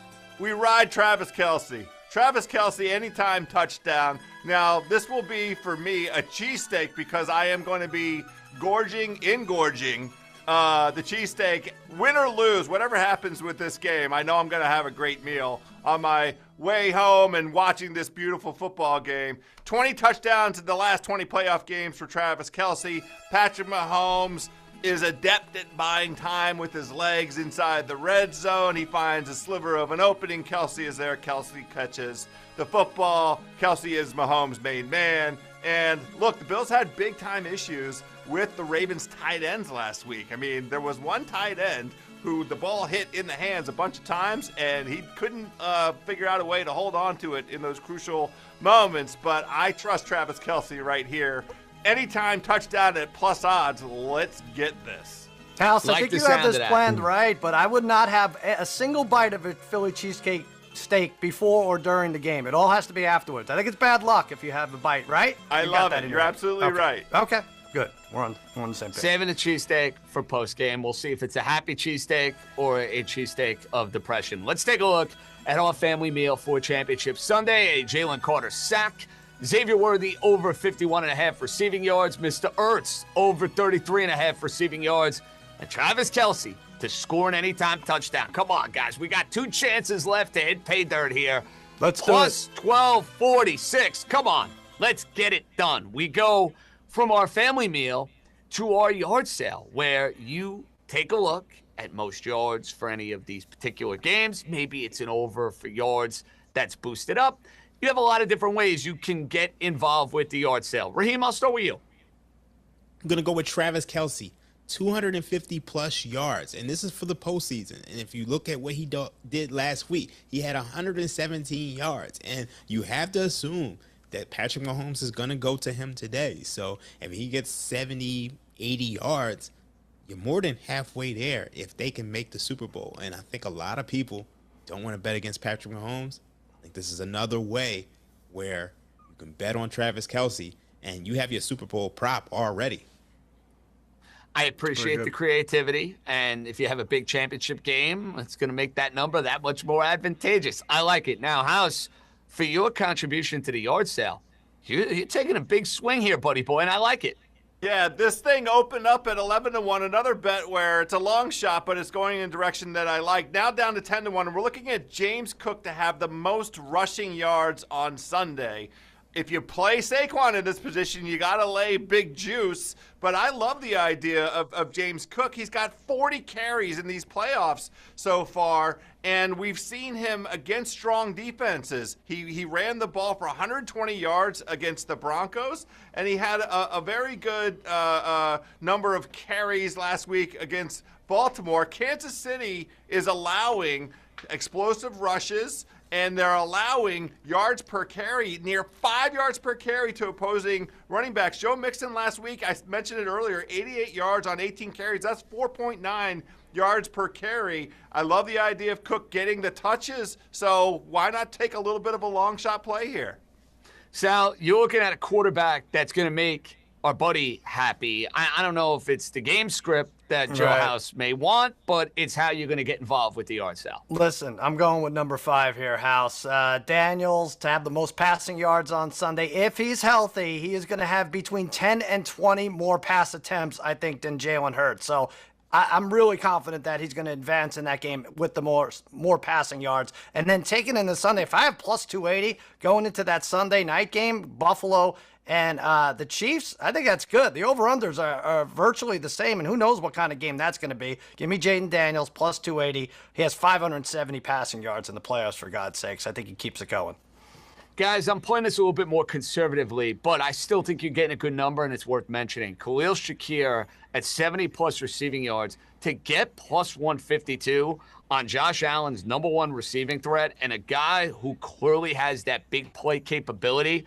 Sign me up right now. This is a guy who's hit this total pretty often. He had a big game against the Kansas City Chiefs earlier in the year. 70-plus receiving yards for Khalil Shakir. I like it. Now, before we welcome in Tate Frazier, before we do some OMG bets, quickly, guys, around the horn. Oh, anytime touchdown. Raheem, 10 seconds. Who we got? James Cook, plus 130. I like it. Haas, who we got for an anytime? Josh Allen, minus 125, getting the job done.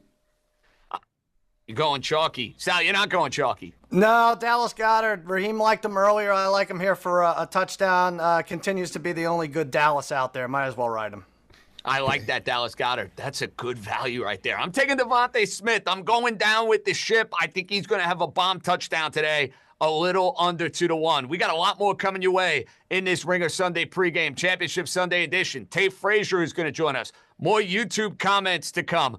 OMG bets still to come. We'll see if Joe House can make it out of Philadelphia alive. Is his Commander team going to get it done for him and get him back to the Super Bowl, somewhere he's not been in a long, long time? A lot more coming your way. We're coming right back.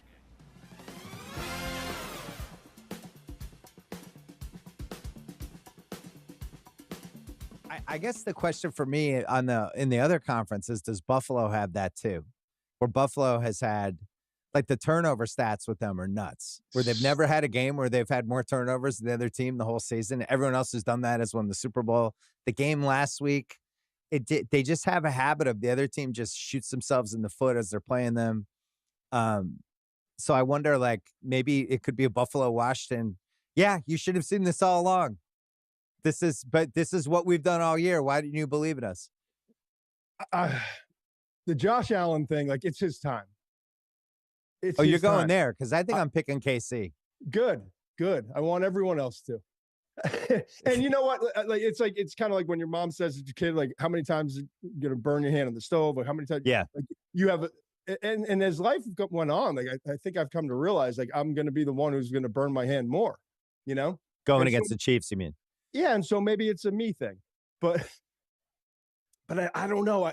Here's the tangible thing that I think is different is the turnover aspect for Josh Allen. I talked about this with our guy Ryan Rosillo. Yeah. Right after it happened. What was it? Week 11? Was it Kansas City, Buffalo? Right. 30-21, they beat them. I remember watching that game and waiting to see, because they were up 4. Buffalo was up 4. It's like every time an opponent has a lead over Kansas City in the fourth quarter, there's always like that middle of the fourth quarter, or like a little bit past the midpoint of the fourth quarter, they get a drive. The opponent does. And there's some level of conservative play, whether it's playing for a field goal, whether it's dialing it back, not being aggressive.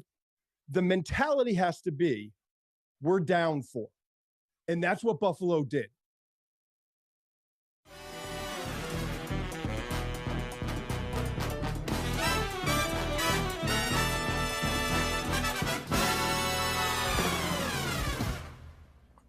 Welcome back. It is the final half hour of the Championship Sunday, Ringer Sunday pregame. We are rocking and rolling right here on YouTube. Wise guys, Cousin Sal, Raheem Palmer in Vegas, Joe House in the city of brotherly love, getting ready for the NFC title game. He'll be in the flesh, live and in living color for the Commanders and the Eagles.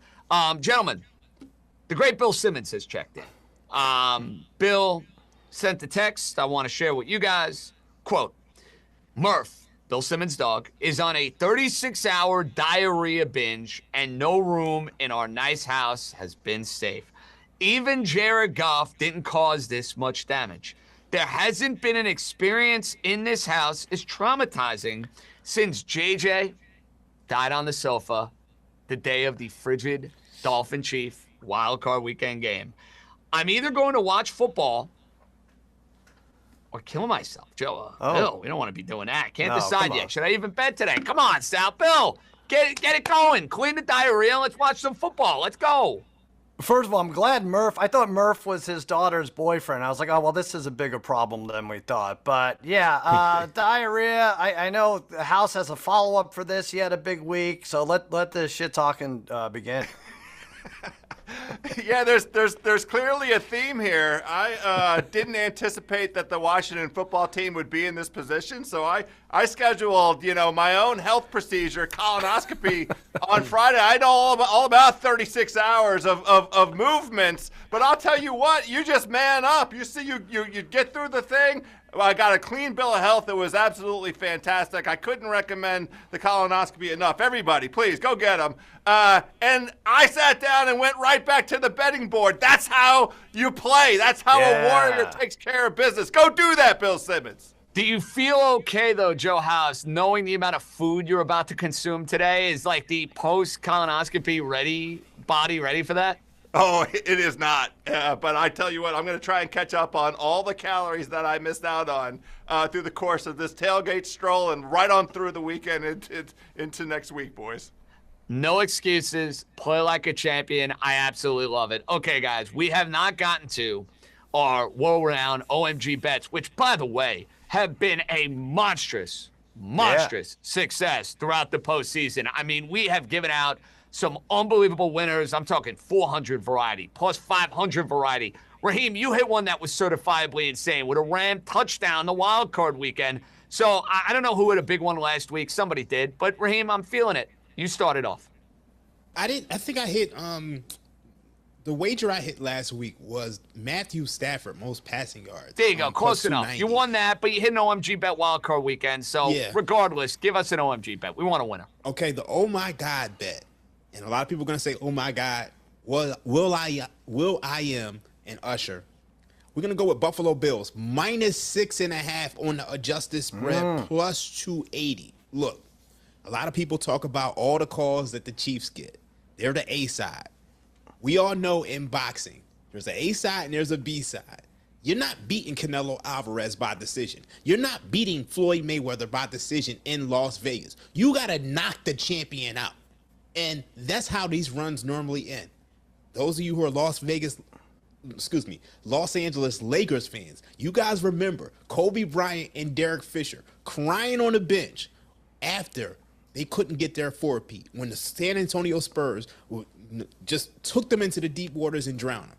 That's the way that the Buffalo Bills win this game. Now, I'm not saying it's actually going to happen, but in order for them to win this game, they're going to have to win this game by a touchdown or more, because if it's a close game where you get Patrick Mahomes the ball with a couple of minutes to go, he's going to drive him down the field. Harrison Butker's going to kick a field goal, or he's going to score a touchdown. So take the Buffalo Bills, -6.5, plus 280. They beat them by this margin earlier this year. So maybe they can do it again. I like what you're doing there. I like the thought process if indeed Buffalo is going to go and find a way to get this done in Arrowhead. I have a Super Bowl future, gentlemen, that is a preseason Super Bowl future on the Philadelphia Eagles. I know that's not music to the ears of Joe House.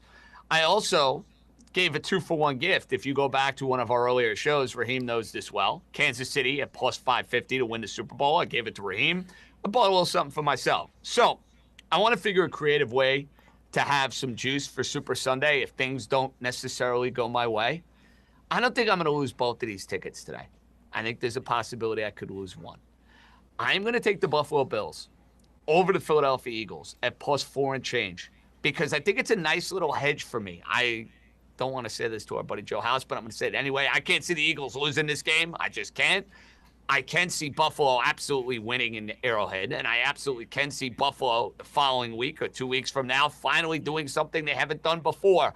So maybe this is a little bit of an insurance hedge in my portfolio, which makes it the OMG variety, Sal. But give me the Bills over the Eagles at +430. You picked the Chiefs as well today. You also are giving us an OMG bet involving somebody with the Bills. Well, oh, you talking to me? No. Oh, maybe it's Joe House. Sorry, I screwed it up. But anyway, Sal, you're up anyway. All right. No, yeah, this is Philadelphia and Washington, the first game, and it's Daniels to be the top passer in that game and Barkley to be the top rusher in that game, and that pays -136. Sorry for the high vig, but this is an OMG bet because when I made it, I was like, oh my God, FanDuel is ready to go bankrupt. How do they see this not coming in? They're prepared to give away free money. I guess they're having a going out of business sale. Hurts is content for throwing for 130 yards a game. The team is actually more successful when he does that and is in that range. A big part of that is Saquon going crazy. Who's going to beat him? He averages 160 on the ground the last few games. Is it going to be Robinson, who averages 35 a game? Eckler averages 37 a game? No brainer. All wallet. Daniels top passer. Barkley top rusher, -136. You have some free loot to blow on that Bills-Chiefs game. All right, so parlay for you. House, I kind of teased where you were going with your OMG bet, and it is the quarterback of the Buffalo Bills. And I see exactly what you're doing here, but make the case. Yeah, I'm on Josh Allen to be the Super Bowl MVP at +260. Now, it really only makes sense from a math perspective if the matchup is Buffalo and Washington. Because if it's not Buffalo and Washington, if it's Buffalo and the Eagles, then you just play the money line for Buffalo, money line today, and then roll it over for the Super Bowl. But you get these great odds. Buffalo will be a big favorite over Washington, and that's where this really comes in as a nice payoff. But really, I like the idea of having something to celebrate Josh Allen and his excellence this entire season. I expect more of it today. +260 on Josh Allen, Super Bowl MVP. I like the sound of that, House. If you see a world where Buffalo is going to go and win the Super Bowl, Josh Allen more than likely is going to end up as Super Bowl MVP. It's going to require something seriously out of the ordinary for a guy. But you got DeMar Hamlin with 3-0. We got to relive comeback player of the year. I saw he's nominated again this year, Sal. Yeah, and next year it's going to keep happening. I don't know what the guy has to do. I can't. But I do like the idea of playing Josh Allen for Super Bowl MVP because you won't get +280 2 weeks from now in New Orleans. Raheem, are we worried about the condition that Joe House is going to leave your studio in the next time you're back in Philadelphia? Does he have to, clear all of the Washington Commanders stuff out of the studio? Does he got to Windex it down? What are the Raheem Palmer rules for my buddy House in the studio as he leaves? The rules for me is he can take it over because I don't think I'm coming back to Philadelphia. And I think, what House is doing is a microcosm of what the Commanders are going to do to the Philadelphia Eagles today. They're going to take over the city. So, there's no rules. Just take it over, make it your home, treat Angie well, and we all good. There you go, House. Free reign to do whatever the hell you want to do in that studio. Just don't break any rules with Ange. She'll kill you. Me and Five are jumping on that couch. I guarantee it. Me and Five together, we're jumping on that couch right here in Philadelphia. Dave Chappelle style. F your couch. That's it. Phenomenal. Raheem, it's a busy day in Las Vegas. It's 9 o'clock in the morning in Las Vegas. Go get yourself revved up. You got 3 hours until kickoff, and I will see you tomorrow for East Coast Bias, but I will see you in person in 2 weeks down in the Bayou in New Orleans, as will the rest of the Wise guys. So enjoy the games. All right, buddy boy? Most definitely. We're going to make some money today. Y'all have a good one. That's the idea. I can't say I'm wishing Raheem well on that Commanders money line bet. Too much invested in the Eagles, but hey, somebody's got to win. Good job, Raheem. Remember that FanDuel has bettors covered. Wildcard weekend through the Super Bowl with the host of Profit Boost tokens to choose from, including the great Double Your Winnings boost. Make sure you opt in on FanDuel so you can apply the different boosts to your favorite bets throughout the day. So it is Championship Sunday. What do you got on FanDuel? A Profit Boost token. to use on a 3+ leg SGP or SGP plus. Like the sound of that. We said goodbye to Raheem Palmer. We now welcome in Tate Frazier, rocking his Carolina blue. He's going to help us break down these two games on Championship Sunday. Tate, have you recovered from the disaster that we saw from Herbert and the Chargers on Wild Card Weekend?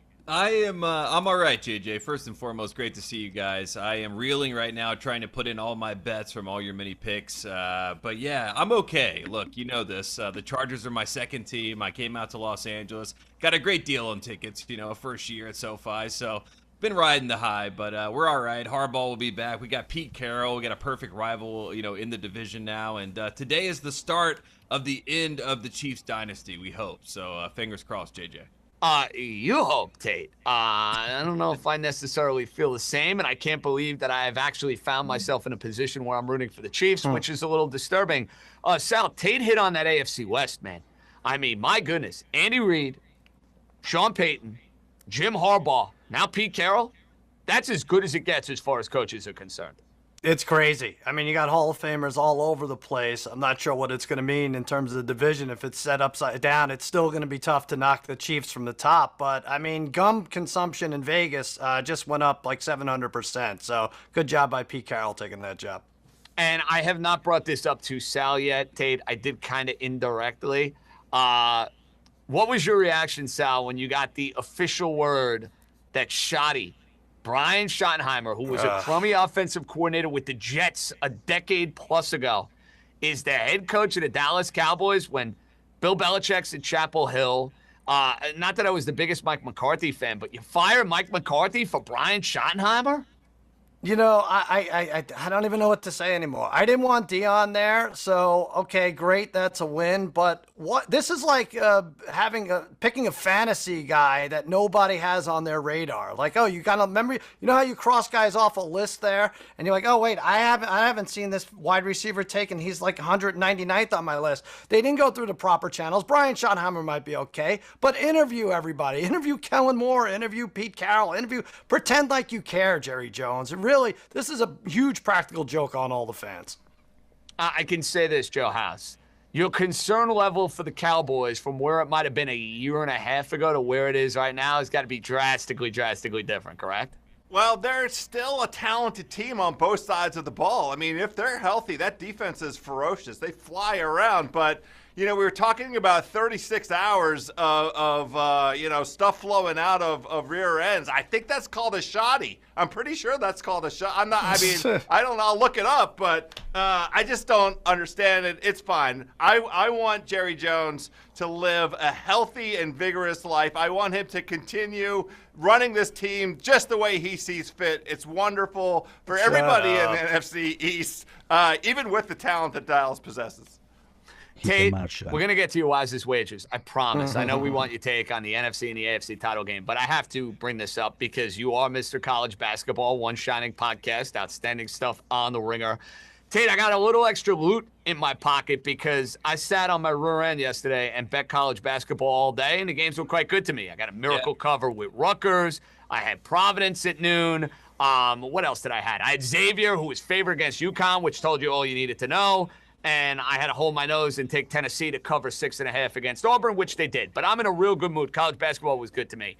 Is there a future that I should be looking to invest in? Obviously, the two best teams in the sport at this point in time appear to be Duke and Auburn. But if there's a future that's juicy that I should put into the portfolio, what's it going to be?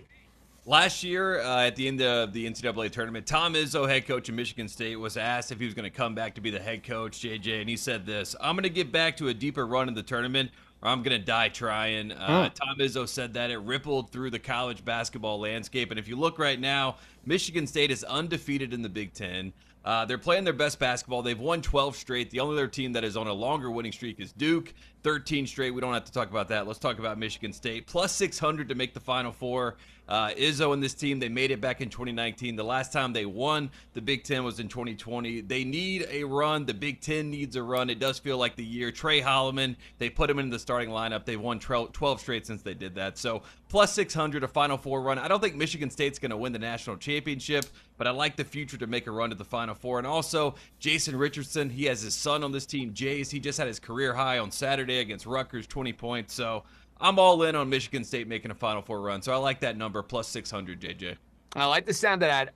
Before we get Tate's picks here, Sal, I got to know. There was a certain gift you gave our buddy. Last year was the overalls. Yeah. This year you took it up a notch. What did you decide to do gift-wise again?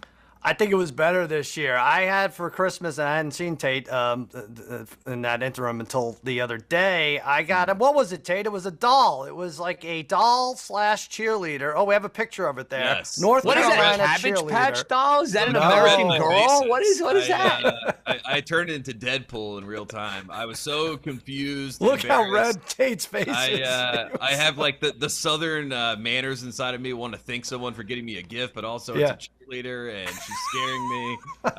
So it And was she's 7.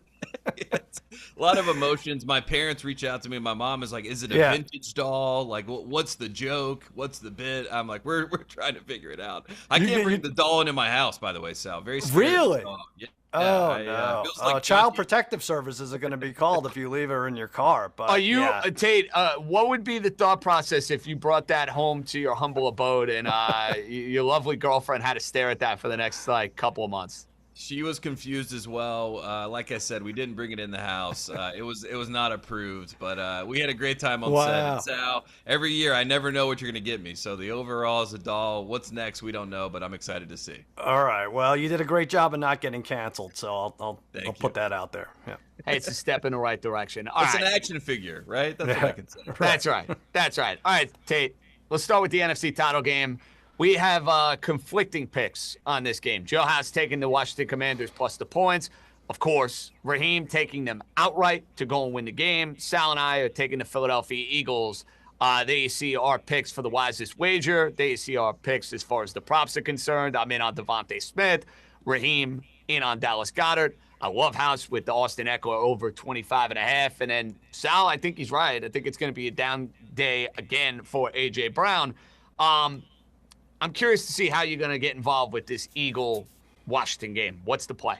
Well, I got a new nickname whenever I come on the show. I am 0% correct, so they're calling me Fade Frazier. So you can fade me and you will be correct. So out of my love and near and dear love for Joe House, I'm going to take the Eagles to cover in this game, which is probably good news for the Commanders and good news for all the Washington fans out there. Shout out to the C word. So I like the Eagles in this one to cover, mainly for the offensive line issues, injuries for Washington. I think Jalen Carter's going to tee off. I like Sal's prop that he had there for the Jalen Carter sack. I think he gets at least one. I like that as plus money. It does feel like Saquon. I feel like in both games against the Commanders, he's had over 150 yards rushing. I think he has a big game again. They control time of possession. Time of possession is big for Jaden Daniels. I don't want to pick against the Commanders because I've had so much fun watching them and pulling for them. But again, this is a Fade Frazier pick. So this is, I'm doing this in hopes that it is incorrect. I want everybody to know that. So I'm going to take the Eagles to cover, but as is tradition, I will probably be incorrect. So, there you go, JJ. Those are my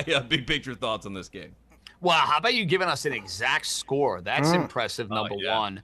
House, I like the fact that Tate, though, is on board with the idea that Ertz can have some success in this game. He was good to me last week. He's playing in Philadelphia. Obviously, there's a revenge factor there.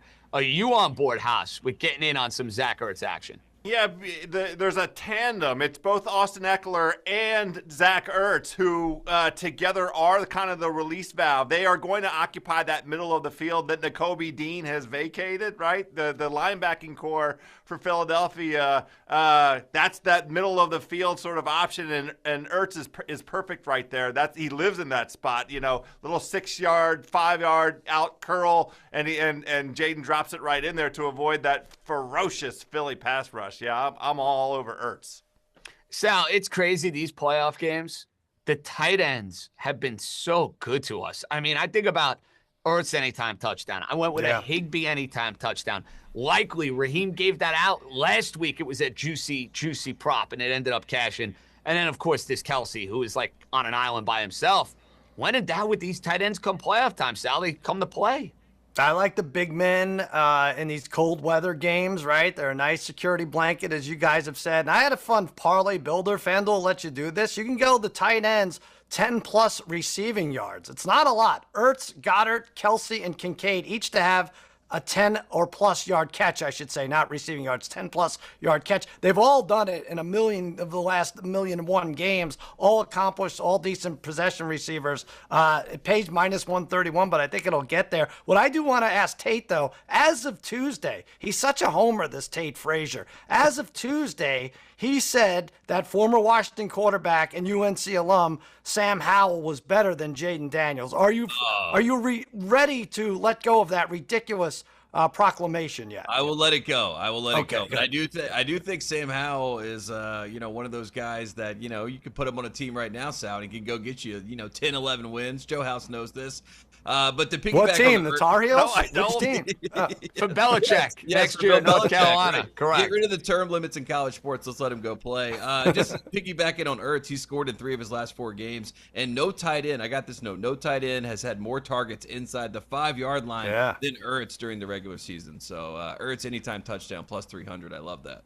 Juicy, juicy, juicy. Okay, we go from the Washington-Philly game where Tate, you're breaking Joe House's heart here, by the way. I think Joe House was counting on you to come in and, have his back and pick his team outright. I have his back. I'm going to be wrong, JJ. I just told you that. Oh, so you're going with Fade Frazier. Okay, okay. So this is like George Costanza the opposite. That's basically what you're trying to do here. Exactly. I got it. Yes. I got it.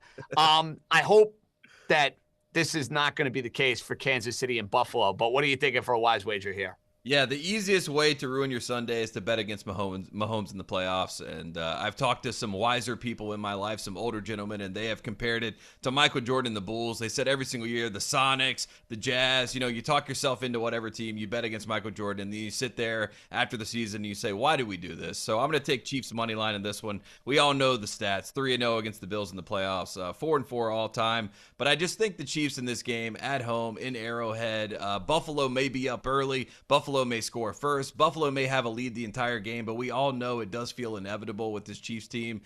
So I don't feel good ever betting against them. And just in general, I think that Pat Mahomes likes the mental edge that he has on Josh Allen. And I do feel like there is some sort of factor here where these two guys are looking across the sidelines and Pat Mahomes says, yes, I'm going to do it again. I'm going to break your heart. And I'm not going to bet against Pat Mahomes. I'm not going to bet against the Chiefs. I know it's a very banal Neanderthal type answer, but I'm going to keep it simple. Let's take the Chiefs money line and let's win this game.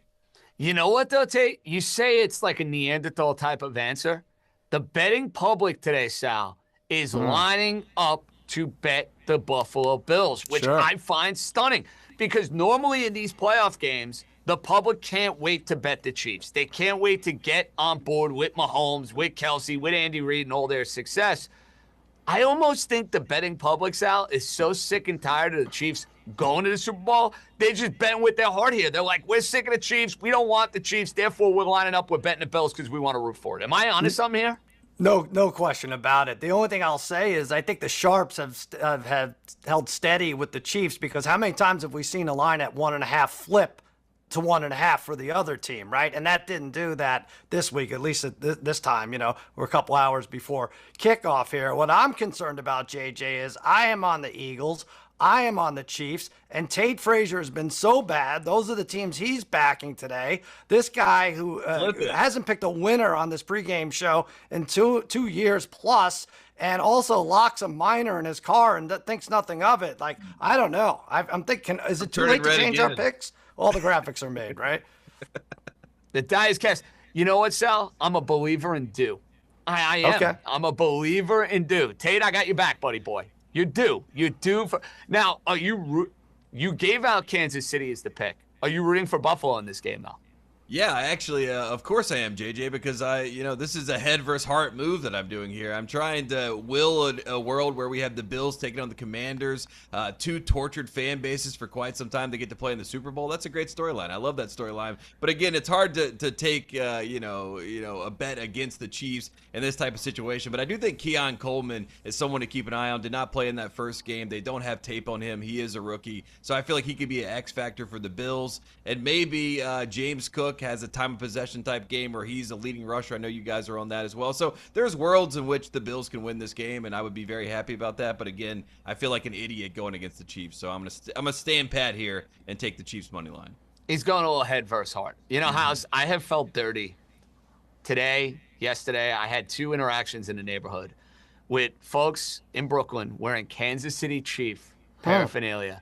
And I am actually like saying to them, go Chiefs, because I, for one, knowing the amount of people that I do from my time at Syracuse that are from Western New York, that are Buffalo Bills fans, and you throw in the fact that they own the Miami Dolphins and beat them in any big game that matters.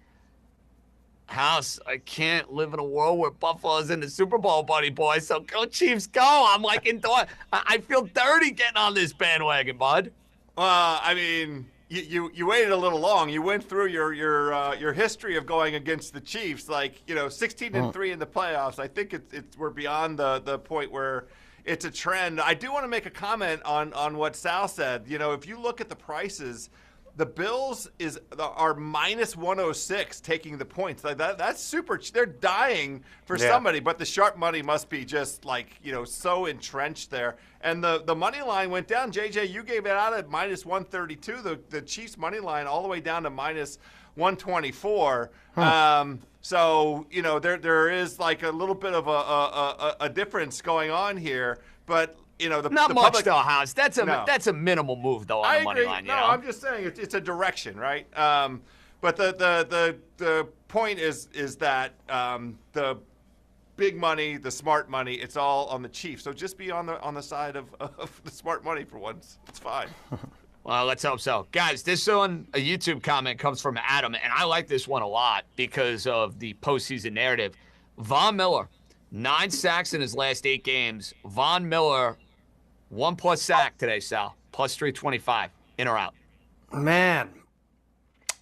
The numbers are there, I think, right, for him and what he's done in the last, like you said, in the last 9 games. He's sort of like the forgotten star on this team defensively, Von Miller. But plus 325 is a nice number. I don't think Mahomes is going to be put down too many times. He's too crafty back there, but might want to take a chance with this one. But remember, those crummy tackles, House, for the Chiefs, that to me, we haven't talked about that. If there is a blueprint for Buffalo winning this game, it's Josh Allen being Superman, and I think it's the weakness of those 2 tackles on full display in this game. Now, can Buffalo exploit it? I'm not necessarily so sure, but you'd have to figure a guy like Von Miller is going to be very much involved. This is the conundrum that McDermott and this defense is confronted with, because Mahomes eats up man coverage, eats up the blitz, but for Buffalo, with what they have in terms of the injuries in the secondary, you might want to figure out how can you unconventionally apply pressure. If they're able to bring that pressure, Von Miller as the guy that might get one at that price seems right to me, but it's a real challenge for this Buffalo defense with Rapp out. And I think Benford is supposed to be like game time decision, but he's so good. If they lose him, it's just a tough, an unfair spot for the Buffalo Bills secondary. Tate, final thought here. Have you gotten accustomed to the idea? Have you finally embraced the idea that Bill Belichick is now like near and dear to your heart, the grandpa of Chapel Hill? Yeah, my parents were at the Carolina basketball game this weekend. They ran into Michael Lombardi, the GM of Carolina football, and it was like this weird role reversal in life where my parents are with Lombardi. I'm out here in Los Angeles. Very strange. It is real. It is happening. Bill Belichick seems very happy. His girlfriend is very happy about where they are right now. And, it's all good stuff. One last thing, though, just about this game. Tyler Bass, he has to have a redemption game. Maybe Tyler Bass makes like a 61-yard. Maybe he makes like a 61-yarder to win this game. I don't know. But again. Oh, my God. He did make a 61-yarder to beat the Dolphins. But again, that's on script. JJ. The Bills always beat the Dolphins. He misses an extra point. Sal, bet on a Bills kicker to make a big kick in a big spot. That is something I am not getting on board with with the Ringer Sunday You know, pregame. the over-under for all 4 kickers is 47.5 yards for the longest. I would go under. These teams are so good at 4th and short. You got maybe the 4 best in the business. Maybe the Ravens would be, but I would go under for that. Yeah, Tyler Bass is not on my radar for sure. Hopefully not wide right. Oh, I hope so. That would be fantastic. Tate, thanks for joining us. Enjoy the sunshine, and we'll see you in a couple of weeks. The great Tate Frazier, for Cousin Sal, Joe House, enjoy your time in the city of brotherly love. John Jastremski signing off. We will be back in 2 weeks from Nolan's, Bourbon Street. You never know what could happen. We'll see if House's Commanders are joining the party. The wise guys are out. Be good, everybody. Go get them, House.